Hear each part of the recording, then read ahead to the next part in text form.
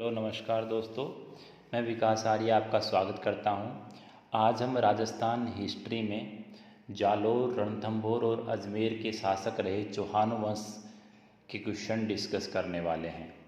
तो इसके अंदर हमने जितने भी प्रीवियस ईयर के एग्ज़ाम में क्वेश्चन आए हैं सबको उठाया है।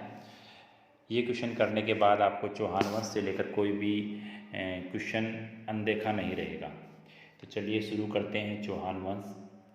तो हमारा पहला क्वेश्चन है कि किस इतिहासकार ने चौहानों का ब्राह्मण वंश से उत्पन्न होना माना है।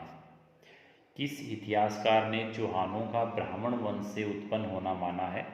तो यहाँ पर कई सारे इतिहासकार थे, उसमें मैं नाम लेना चाहूँगा। एक थे डॉक्टर दशरथ शर्मा, एक थे डॉक्टर गोपीनाथ शर्मा, कायम खा रासो और एक डॉक्टर भंडारकर शर्मा। उन्होंने इसका ब्राह्मण वंश से होना माना था। ठीक है, तो हमारा ये आंसर फर्स्ट हो जाएगा इसके अंदर दोस्तों। नेक्स्ट क्वेश्चन की बढ़ते हैं। हमारा अगला क्वेश्चन है कि चौहान राजवंश के संस्थापक शासक हैं। चार ऑप्शन दिए हैं, इसमें बताना है चौहान राजवंश तो 1551 ईस्वी में उसकी स्थापना मानी जाती है, तो उसके संस्थापक कौन है। तो यहाँ पर जो आंसर 4 है वासुदेव, उनको चौहान वंश का संस्थापक माना जाता है। तो वासुदेव चौहान थे। बिजोलिया शिलालेख के अनुसार उसने सांबर झील का निर्माण भी करवाया था। तो वासुदेव चौहान को संस्थापक माना जाता है चौहान वंश का। नेक्स्ट क्वेश्चन है दोस्तों हमारा कि अजमेर नगर की स्थापना के पहले अजमेर के चौहानों की राजधानी कौन सी थी। तो अजमेर नगर की स्थापना के पहले अजमेर के चौहानों की जो राजधानी थी वो थी सांबर। उससे पहले अजमेर से पहले इनकी राजधानी रही थी, इसलिए सांबर के चौहान भी इनको हम कहते हैं। ठीक है, तो नेक्स्ट क्वेश्चन है हमारा, गुवक किस वंश का शासक था। तो जो गुवक था वो चौहान वंश का शासक था गुवक।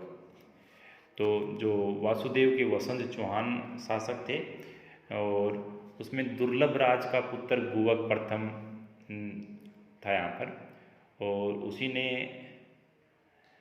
हर्षनाथ मंदिर, जो हर्षनाथ की पहाड़ी सीकर है, उसका निर्माण करवाया था। तो गुवक भी चौहान वंश का शासक था। चौहान को ही चाहमान भी हम बोल देते हैं। नेक्स्ट क्वेश्चन है आपका कि अजमेर का संस्थापक कौन था। तो दोस्तों क्या है कि अजमेर का जो संस्थापक है वो है अजयराज। अजयराज यहाँ पर अजमेर के संस्थापक हैं। तो पृथ्वीराज प्रथम के पुत्र अजयराज का समय चौहानों के साम्राज्य निर्माण का समय माना जाता है। इन्होंने मालवा के परमारों का दबाव बनाने तथा अपने साम्राज्य को सुरक्षित रखने के लिए 1113 ईस्वी में अजमेर नगर की स्थापना कर इसे अपनी राजधानी बनाया था। उन्होंने जैन धर्म को संरक्षण दिया था और अजयराज की कुछ मुद्राओं पर उनकी रानी सोमलवती का नाम भी खुदा मिलता है। तो अजमेर का संस्थापक यहाँ पर अजयराज है। नेक्स्ट क्वेश्चन की तरफ बढ़ते हैं कि किस चौहान शासक ने अजमेर को सबसे पहले अपनी राजधानी बनाया था। तो अभी हमने पढ़ा कि जो अजयराज है उन्होंने ही अजमेर की स्थापना की थी और उनको ही उन्होंने अपने राजधानी बना लिया था। तो नेक्स्ट क्वेश्चन दोस्तों कि निम्नलिखित में से कौन सा काल अजयराज से संबंधित है। तो अजयराज से संबंधित कौन सा काल ये पूछा गया है। तो यहाँ पर 1105 ईस्वी, जो 1105 ईस्वी वाला काल था वो अजयराज से संबंधित काल था, 1105 ईस्वी। नेक्स्ट क्वेश्चन है दोस्तों कि अर्णोराज के बारे में निम्नलिखित में से कौन से कथन सत्य है।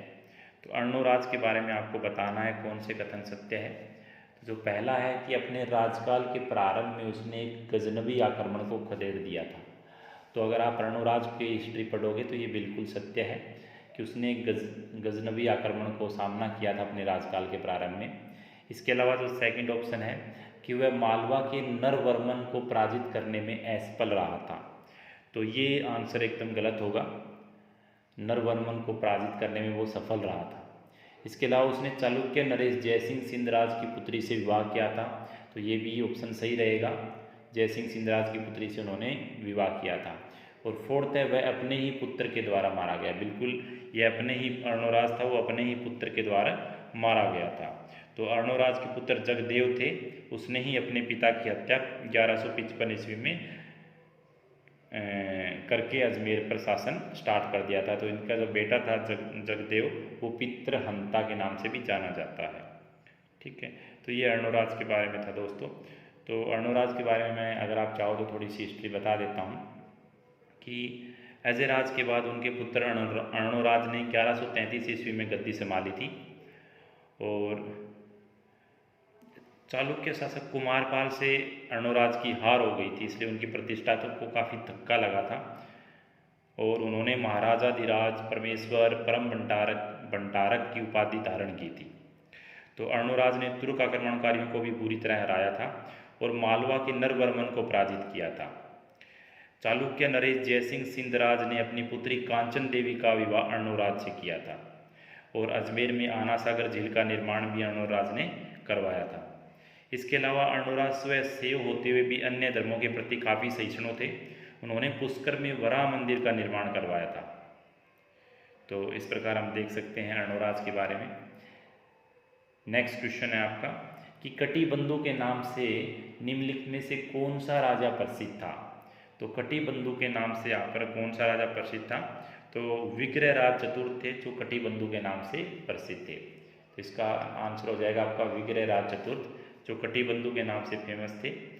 तो विग्रहराज चतुर्थ का टाइम 1158 से 1163 था। 1158 में विग्रहराज चतुर्थ अजमेर के शासक बने थे। उन्होंने दिल्ली के तोमरों व दिल्ली में मुसलमानों को पराजित कर उन पर अधिकार किया था। समकालीन लोग उन्हें कवि बांधव और कटिबंधु के नाम से पुकारते हैं। इन्होंने संस्कृत में हरिकेली नामक नाटक भी लिखा था और ललित विग्रहराज का लेखक सोमदेव इनका दरबारी कवि था। तो ये हमने इससे रिलेटेड जानकारी ली। अब आगे बढ़ते हैं कि ललित विग्रहराज के रचयिता सोमदेव किस चौहान शासक के दरबार में था। तो अभी हमने देखा कि ललित विग्रहराज के जो लेखक थे सोमदेव, वो विग्रहराज फोर या विसल देव के दरबार के शासक थे। नेक्स्ट है कि नाटक ललित विग्रहराज की रचना किसने की थी। तो सोमेंद्र या सोमदेव ने नाटक ललित विग्रहराज की रचना की थी। नेक्स्ट क्वेश्चन है दोस्तों कि हरिकेली संस्कृत नाटक के रचयिता कौन थे। तो काफ़ी फेमस क्वेश्चन है ये। हरिकेली नाटक विग्रहराज चतुर्थ ने लिखा था। जो विग्रहराज चतुर्थ है उन्होंने हरिकेली नाटक लिखा था, काफ़ी विद्वान पुरुष थे वो। नेक्स्ट है कि अजयराज के वंशज विग्रहराज चतुर्थ द्वारा रचित प्रसिद्ध नाटक का नाम। तो सेम क्वेश्चन रिपीट हो गया है, उसका नाम है हरिकेली। तो बार बार ये क्वेश्चन, सेम ही क्वेश्चन हर एग्जाम में आते रहते हैं, तो इनको अच्छे से ध्यान में रख लीजिए दोस्तों कि हरिकेली संस्कृत नाटक के रचयिता कौन थे। तो विग्रहराज चतुर्थ थे जो हरिकेली नाटक के रचयिता थे। ठीक है, आगे बढ़ते हैं हम कि अजयराज के वंशज विग्रहराज चतुर्थ द्वारा रचित प्रसिद्ध नाटक का नाम हरिकेली। देखो कितनी बार रिपीट हुआ है। चौहान शासक जो कवि बांधव के रूप में जाना जाता है। तो कवि बांधव के रूप में किसको जाना जाता है दोस्तों, विग्रहराज चतुर्थ को कवि बांधव के रूप में जाना जाता है। नेक्स्ट क्वेश्चन है कि किस चौहान शासक ने 12वीं शताब्दी ईस्वी में बिसलपुर की स्थापना की थी। तो यहाँ पर आपको बताना है कि किस चौहान शासक ने 12वीं शताब्दी ईस्वी में बिसलपुर की स्थापना की थी। तो विग्रहराज चतुर्थ ने अपने ही नाम पर, विसलराज भी इसका नाम था, तो अपने ही नाम पर उन्होंने बिसलपुर की स्थापना की थी। नेक्स्ट क्वेश्चन है दोस्तों कि निम्नलिखित में से किस शासक के राज्यकाल के दौरान दिल्ली शिवालिंग स्तंभ अभिलेख उत्कीर्ण करवाया गया। तो दिल्ली शिवालिंग स्तंभ अभिलेख विग्रहराज चतुर्थ के काल में उत्कीर्ण करवाया गया था दोस्तों। ये RS 2015 का क्वेश्चन है। नेक्स्ट क्वेश्चन इससे रिलेटेड कि किस चौहान शासक द्वारा ज्वालीपुर को ज्वालापुर परिवर्तित किया गया। तो ज्वालीपुर जगह को ज्वालापुर के नाम से परिवर्तित किया गया था। तो इसका आंसर होगा विग्रहराज फोर। तो विग्रहराज काफ़ी प्रतापी राजा थे, बहुत सारे काम इनके समय में हुए थे। नेक्स्ट क्वेश्चन देखिए कि विख्यात स्मारक 2.5 दिन का झोपड़ा या तत्कालिक संस्कृत महाविद्यालय का निर्माण किसके द्वारा किया गया था। तो जो उस समय पहले संस्कृत महाविद्यालय था जिसको बाद में 2.5 दिन के झोपड़े में कन्वर्ट कर दिया गया था, तो संस्कृत महाविद्यालय का आपको पूछा है निर्माण किसने करवाया था। तो दोस्तों विग्रहराज 4 ने ही इसका निर्माण करवाया था। तो आंसर फर्स्ट हो जाएगा विग्रहराज 4। उस स्मारक का नाम बताइए जिसे 1198 ईस्वी में सुल्तान गोरी ने एक मस्जिद में परिवर्तित करवाया। तो सुल्तान गोरी ने मस्जिद में परिवर्तित करवाया था आपके जो 2.5 दिन का झोंपड़ा था, 2.5 दिन का झोंपड़ा है, उसी को एक मस्जिद में परिवर्तित करवाया था। एक तरह से मस्जिद ही है 2.5 दिन का झोंपड़ा, जो पहले संस्कृत विश्वविद्यालय था दोस्तों। तो आंसर सेकंड हो जाएगा इसका। नेक्स्ट क्वेश्चन है आपका कि 1191-92 की तराइन के युद्ध में किस चौहान शासक को आक्रमणकारी शहाबुद्दीन गोरी से लड़ना पड़ा था। तो शहाबुद्दीन गोरी से लड़ना पड़ा था पृथ्वीराज तृतीय को। तो आपको बता देते हैं हम कि पृथ्वीराज तृतीय को राय पिथौरा की उपाधि से सम्मानित किया गया था। तो चौहान वंश का प्रसिद्ध राजा था जिन्होंने तराइन के प्रथम युद्ध 1191 में मोहम्मद शहाबुद्दीन गोरी को पराजित किया था, और तराइन के द्वितीय युद्ध 1192 में पृथ्वीराज तृतीय मोहम्मद गोरी के हाथों पराजित हुए। इस युद्ध में पृथ्वीराज तृतीय की पराजय का कारण कन्नौज के शासक जयचंद की पुत्री संयोगिता के प्रेम संबंधों को माना जाता है दोस्तों। तो नेक्स्ट क्वेश्चन है कि इनमें से किस वर्ष में तराइन का प्रथम युद्ध लड़ा गया। तो 1191 ईस्वी में दोस्तों तराइन का प्रथम युद्ध लड़ा गया था। नेक्स्ट क्वेश्चन कि सुल्तान मोहम्मद गोरी को वर्ष 1191 में किसने पराजित किया, लेकिन वर्ष 1192 में उनसे हार गया। तो वो था पृथ्वीराज तृतीय। तो आप पृथ्वीराज तृतीय जरूर याद रखना दोस्तों, तृतीय के खेल में आप कंफ्यूज हो सकते हो क्योंकि पृथ्वीराज फर्स्ट और सेकंड अलग राजा थे इसी वंश के। किस चौहान शासक ने 1192 ईस्वी में तराइन का दूसरा युद्ध लड़ा। तो पृथ्वीराज चौहान तृतीय ने दूसरा युद्ध लड़ा था। तराइन का द्वितीय युद्ध लड़ा गया, तराइन का द्वितीय युद्ध लड़ा गया था मोहम्मद गोरी और पृथ्वीराज चौहान के मध्य। ऑप्शन 4 हो जाएगा। नेक्स्ट क्वेश्चन है दोस्तों कि सुल्तान मोहम्मद गोरी को वर्ष 1191 में किसने पराजित किया, लेकिन वर्ष 1192 में उनसे हार गया। तो ये पृथ्वीराज तृतीय रिपीट क्वेश्चन है। तो नेक्स्ट क्वेश्चन है कि पृथ्वीराज तृतीय और मोहम्मद गोरी के मध्य कितने युद्ध लड़े गए थे। तो दोस्तों पृथ्वीराज तृतीय और मोहम्मद गोरी के बीच में दो युद्ध लड़े गए थे, एक तो 1191 में और एक 1192 में, और दोनों का नाम तराइन का युद्ध है। पृथ्वीराज चौहान का दरबारी कवि कौन था। तो क्वेश्चन आ गया पृथ्वीराज चौहान का दरबारी कवि कौन था। तो चंद्रबरदाई पृथ्वीराज चौहान का दरबारी कवि था। नेक्स्ट क्वेश्चन है दोस्तों कि कौन पृथ्वीराज चौहान तृतीय का दरबारी विद्वान नहीं था। 4 ऑप्शन दे रखे हैं, आपको बताना है कि इनमें से कौन दरबारी विद्वान नहीं था। तो यहाँ पर आंसर हो जाएगा सारंगधर। सारंगधर उनके दरबार में नहीं थे। तो उनके दरबार के जो समकालीन लेखक जयानक थे, चंद्रबरदाई थे, जनार्दन थे, आसादर थे, विद्यापति गौड़ थे, विश्वरूप व पृथ्वी भट्ट नामक लेखक उनके समकालीन थे। ठीक है, तो इसमें आपका आंसर 4 है, वो हो जाएगा। सारंगधर इनके समकालीन नहीं थे। नेक्स्ट है दोस्तों कि सूफी संत ख्वाजा मोइनुद्दीन चिश्ती किसके शासनकाल में राजस्थान आए थे। तो जो मोहम्मद गोरी था उसके साथ सूफी संत ख्वाजा मोइनुद्दीन चिश्ती आए थे।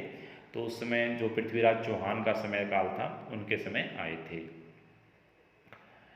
नेक्स्ट है कदमवास या केमवास किस राजा के समय उनके मुख्यमंत्री थे। तो हुआ क्या था दोस्तों कि पृथ्वीराज तृतीय के पिता की 11 वर्ष की आयु में उनके पिता चल बसे थे, तो इनको 11 वर्ष की आयु में ही राजा बनना पड़ा था। तो उन समय इनके जो मुख्यमंत्री थे वो थे कदमवास। उन्होंने अच्छे से राज्य को संभाला था और स्वामी भक्त होने का परिचय दिया था।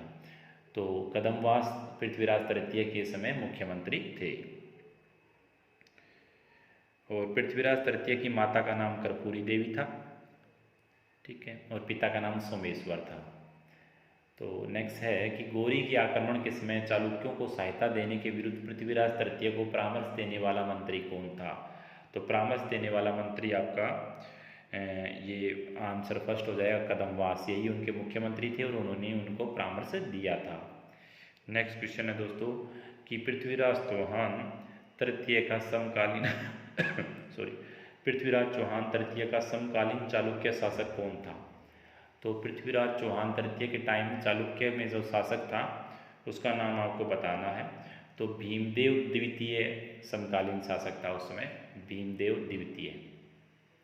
नेक्स्ट है कि चौहानों की रणथंभौर शाखा का प्रवर्तक था। चौहानों की रणथंभौर शाखा का प्रवर्तक कौन था? रणथंभौर शाखा को किसने बनाया था? तो गोविंद राज करके जो शासक थे वो रणथंभौर शाखा के प्रवर्तक थे, और गोविंद राज थे वो पृथ्वीराज तृतीय के पुत्र थे गोविंद राज। तो इन्होंने रणथंभौर शाखा की स्थापना की थी। 1994 में जब पृथ्वीराज चौहान मोहम्मद गौरी से हार गए थे तो रणथंभौर पर जाकर गोविंद राज ने चौहान वंश की स्थापना की थी। तो रणथंभौर के शासक हमीर चौहान की किस वर्ष दिल्ली के सुल्तान जलालुद्दीन खिलजी की सेना के साथ प्रथम बार मुठभेड़ हुई थी? तो दोस्तों यहाँ पर आंसर हो जाएगा आपका कि 1290 में इनकी मुठभेड़ पहली बार हुई थी दोस्तों। नेक्स्ट क्वेश्चन है कि प्रथम खिलजी सुल्तान जिसने रणथंभौर दुर्ग पर आक्रमण किया वह था? तो रणथंभौर दुर्ग पर आक्रमण करने वाला पहला खिलजी सुल्तान था जलालुद्दीन मोहम्मद खिलजी। तो आंसर ए हो जाएगा दोस्तों कि किस रणथंभौर शासक ने दिल्ली सल्तनत के जलालुद्दीन खिलजी को परास्त किया था, लेकिन अंततः 1301 में उन्हें अलाउद्दीन खिलजी से परास्त होना पड़ा था? तो हमीरदेव चौहान, जिसे हटी हमीर के नाम से भी जाना जाता है, तो ये इसका आंसर रहेगा। अलाउद्दीन खिलजी ने रणथंभौर पर आक्रमण किया क्योंकि 4 ऑप्शन दे रखे हैं, आपको बताना है कि अलाउद्दीन खिलजी ने रणथंभौर पर आक्रमण क्यों किया था। तो इसका आंसर होगा कि सुल्तान के विद्रोहियों को शरण दी थी। अलाउद्दीन खिलजी के जो विद्रोही थे, मंगोल विद्रोही थे, मोहम्मद शाह व के हेम्ब्रू, उन्हीं को शरण देने के कारण वह हमीर द्वारा राज कर बंद कर देने के कारण अलाउद्दीन खिलजी ने रणथंभौर पर आक्रमण कर दिया था। तो इसमें आंसर सेकंड हो जाएगा दोस्तों।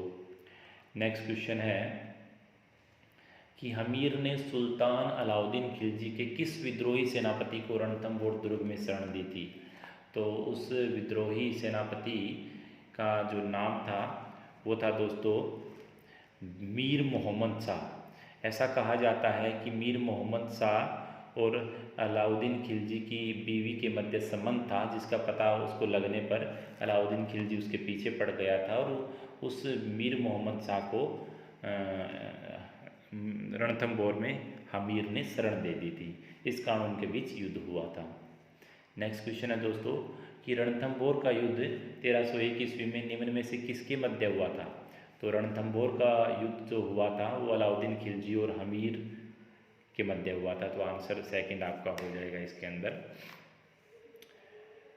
इस युद्ध के अंदर अलाउद्दीन खिलजी विजयी रहा था। अलाउद्दीन के आक्रमण के समय रणथंभौर का शासक कौन था? तो हमीर देव था जो रणथंभौर का शासक था उस समय, हटी हमीर के नाम से भी जाना जाता है। 1300 ईस्वी में रणथंभौर पर आक्रमण के दौरान अलाउद्दीन खिलजी का कौन सा सेनानायक मारा गया था? तो अलाउद्दीन खिलजी के 2 सेनानायक थे, एक तो उलूग खां थे और एक नुसरत खां थे। और 1300 ईस्वी में रणथंभौर पर आक्रमण के दौरान जो नुसरत खां था वो मारा गया था। नुसरत खां जो इनका सेनानायक था वो मारे गए थे।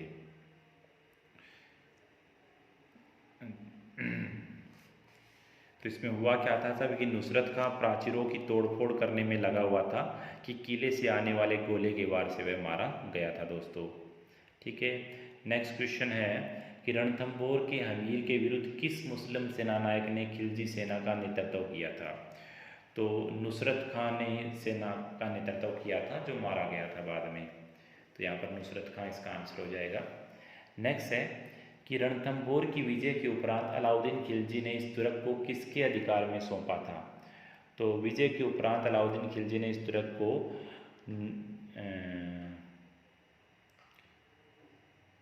तो यहाँ पर इस दुर्ग को किसके अधिकार में सौंपा था? तो नुसरत खां के अधिकार में सौंपा था। नेक्स्ट है कि निम्न में से कौन सा शासक जालोर के चौहान वंश से संबंधित नहीं है? आपको इनमें से बताना है कि निम्न में से कौन सा शासक जालोर के चौहान वंश से संबंधित नहीं है। तो यहाँ पर जो कीर्तिपाल है वो जालोर के चौहान वंश से संबंधित नहीं है दोस्तों।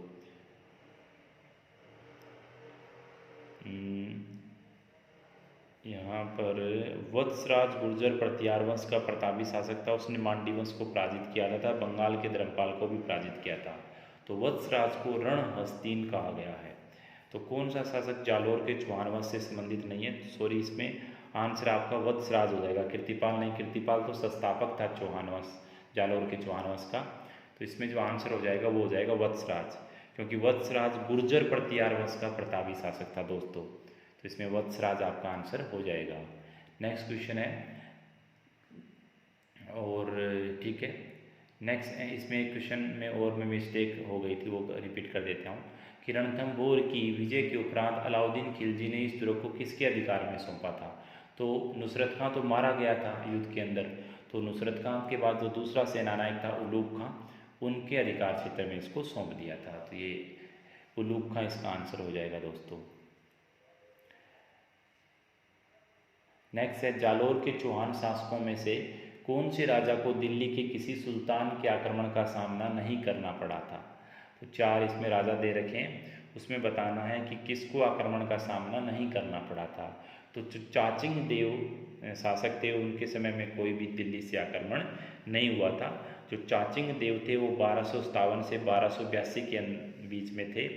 और दशरथ शर्मा के अनुसार उदय सिंह के पुत्र चाचिंग देव ने राज्य की सीमा को बढ़ाया। वह नसरुद्दीन मोहम्मद तथा बलबन का समकालीन था। उसमें दिल्ली में नसरुद्दीन मोहम्मद और बलबन का शासन था, जिन्होंने उसको किसी भी प्रकार से सताने का साहस नहीं किया दोस्तों। नेक्स्ट क्वेश्चन है, कानड़देव कहाँ का शासक था? तो दोस्तों कानड़देव आपका जालोर का प्रतापी शासक था, कानड़देव। नेक्स्ट है, जालोर के अलाउद्दीन का समकालीन शासक कौन था?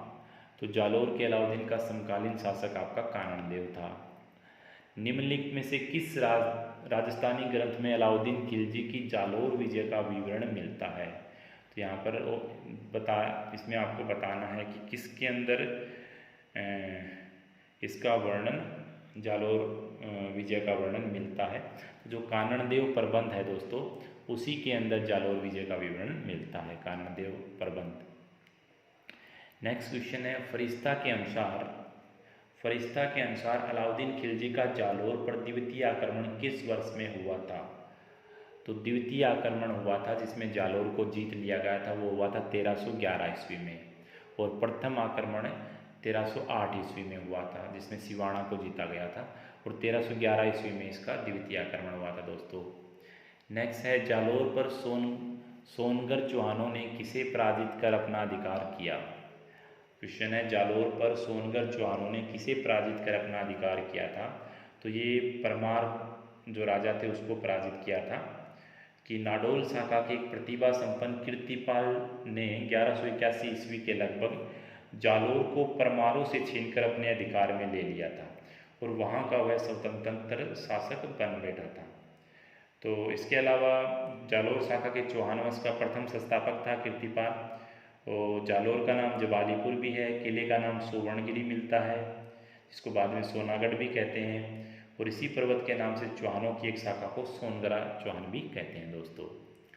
तो नेक्स्ट हम बढ़ते हैं कि राजस्थान का प्रथम चौहान राज्य। तो राजस्थान का प्रथम चौहान राज्य रहा है दोस्तों आपका नाडोल। नाडोल राज्य राजस्थान का प्रथम चौहान राज्य था। नेक्स्ट क्वेश्चन है, अलाउद्दीन खिलजी की विजयों को काल क्रमानुसार व्यवस्थित कीजिए। अलाउद्दीन खिलजी की विजयों को काल क्रमानुसार आपको व्यवस्थित करना है। तो रणथंभौर, जालोर, चित्तौड़ और सिवाना में किस किस टाइम पे विजय अभियान चलाए गए थे? तो रणथंभौर में चलाया गया था 1301 ईस्वी में, चित्तौड़गढ़ में हुआ था 1303 ईस्वी में, सिवाना में हुआ था 1308 ईस्वी में, और जालोर में हुआ था 1311 ईस्वी में। तो इसमें आपका आंसर फर्स्ट हो जाएगा क्रम अनुसार। नेक्स्ट है कि निम्नलिखित 4 चौहान शासकों को कालक्रम के अनुसार व्यवस्थित कीजिए और नीचे दिए गए कुटों में से सही उत्तर चुनिए। तो विग्रहराज 4, सोमेश्वर, पृथ्वीराज 2 और पृथ्वीराज 3, इनको ऑर्डर में अरेंज करना है। तो इसका आंसर हो जाएगा 4th 1, 3, 2, 4। तो चौहान वंश के जो शासकों का कालक्रम था कुछ इस प्रकार था दोस्तों। सबसे पहले थे वासुदेव चौहान, इसके बाद गुवक था, इसके बाद विग्रहराज 1 था, इसके बाद विग्रहराज 2, विग्रहराज 3, फिर पृथ्वीराज 1, फिर अजयराज, उसके बाद अर्णुराज, उसके बाद विग्रहराज 4, उसके बाद पृथ्वीराज 2, फिर सोमेश्वर और फिर पृथ्वीराज 3 शासक रहे थे। ये एग्जैक्ट ऑर्डर था। नेक्स्ट है कि चौहान राजवंश के निम्नलिखित शासकों का कालक्रमानुसार व्यवस्थित कीजिए। तो अभी मैंने जो ऑर्डर बताया था उसके हिसाब से जो आपका आंसर हो जाएगा वो हो जाएगा सबसे पहले पृथ्वीराज फर्स्ट, फिर अजयराज, फिर अर्णोराज और फिर विग्रहराज 4। तो आंसर आपका 4 हो जाएगा दोस्तों। तो इस प्रकार हमने चौहान वंश के बारे में डिटेल में क्वेश्चन डिस्कस किए। तो इससे रिलेटेड कोई भी कन्फ्यूजन आपको रह गया हो तो आप हमको बताइए, हम नेक्स्ट वीडियो में उसको दूर करेंगे। तो थैंक यू दोस्तों, जय हिंद जय भारत।